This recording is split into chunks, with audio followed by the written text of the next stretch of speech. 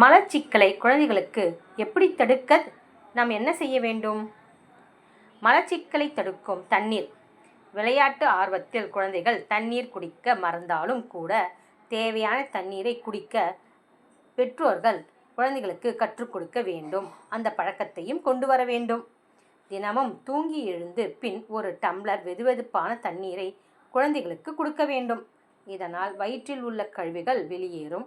உணவு சாப்பிட்ட அரை மணி நேரத்துக்கு பிறகு ஒரு டம்ளர் வெதுவெதுப்பான தண்ணீரை கொடுக்கலாம்.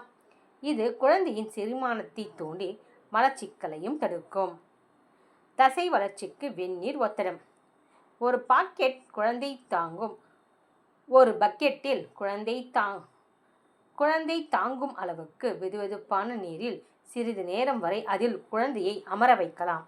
இதனால் குழந்தைகளின் அடிவயிறு, மலவாய் ஆகியவை சற்று தளர்வடைவதால் மலம் கழிக்க பிரச்சனையும் இருக்காது.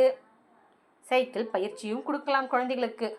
3 வயதுக்கு மேற்பட்ட குழந்தைகளாக இருந்தால் சைக்கிள் ஓட்டுவது போன்ற குழந்தையின் கால்களை மெல்ல அசைக்க பயிற்சி செய்ய சொல்லிக் கொடுக்க வேண்டும். இவை மலச்சிக்கலை தடுக்கவும். இதனால் தொடை தசைகள் கூட தளர்வடையும். இதனால் குழந்தைகள் வலியின்றி மலம் கழிக்க முடியும். குழந்தைகளுக்கு சரியான நேரத்தில் தூங்க வைப்பது மிகவும் நல்லது.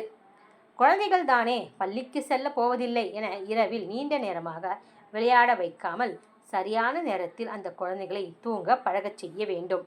அதுபோல் காலையிலும் சரியான நேரத்திற்கு குழந்தைகளை எழுப்ப வேண்டிய சூழ்நிலையை நாம் தான் கற்றுக் கொடுக்க வேண்டும். பாத்ரூம் போய்விட்டு வா என தினசரி ஒரு நேரத்துக்கு பழக்கப்படுத்துங்கள்.